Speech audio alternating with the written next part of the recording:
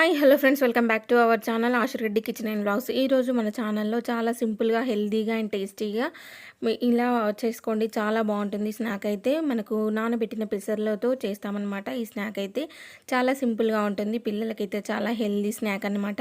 Process అయితే చూపిస్తాను, చూసేయండి. ఫస్ట్ అయితే ఒక 3-4 అవర్స్ నేను ఇలా పెసర్లు అయితే నానబెట్టుకొని మెత్తగా మిక్సీ పట్టుకుంటున్నాను. మిక్సీ పట్టుకునేటప్పుడు కొంచెం పసుపు యాడ్ చేసుకొని, నేను క్లిప్ మిస్ అయింది.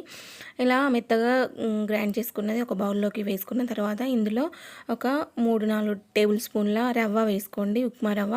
ఇలా వేసుకొని ఇందులో కొంచెం ధనియా పౌడర్, అలాగే గరం మసాలా, కొంచెం సాల్ట్, అలాగే కారం, మీరు కావాలంటే కసూరి మేతి కూడా వేసుకోవచ్చు. ఇవన్నీ కూడా అన్నీ ఒకసారి కలుపుకున్న తర్వాత ఇందులో కొంచెం కొంచెం గోధుమ పిండి యాడ్ చేసుకోండి. అంటే మనకు కొంచెం గట్టిగా ఉండేలాగా ఉండాలి పిండి అనేది. అలా కొంచెం కొంచెం యాడ్ చేస్తూ ఒక పిండి ముద్దలాగా, సేమ్ చపాతీ ముద్దలాగా వచ్చేంతవరకు అయితే కలుపుకోవాలి. కొంచెం ఆయిల్ వేసుకొని ఇదంతా కూడా కలిసేలాగా కలుపుకోవాలి. ఇలా కలుపుకొని ఒక 10-15 మినిట్స్ అయితే పక్కన పెట్టుకోవాలి.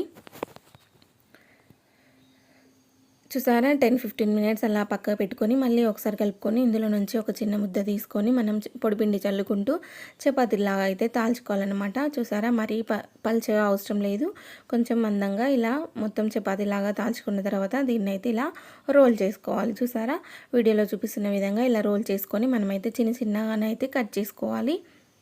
చూసారా, ఈ విధంగా కట్ చేసుకొని మళ్ళీ ఒకసారి ఒత్తుకోవాలన్నమాట. చూసారా, ఇలా ఒత్తుకొని అన్నీ కూడా ఒక ప్లేట్లోకి పెట్టేసుకుందాము. చూసారా, అన్నీ ఇలా ప్రిపేర్ చేసుకొని డీప్ ఫ్రైకి ఆయిల్ పెట్టేసుకొని ఆయిల్లో ఇవన్నీ కూడా కడాయిలో ఎన్ని పడతాయో అన్నీ వేసుకొని మంచి కలర్ వచ్చేంత వరకు అయితే ఫ్రై చేసుకోవాలి.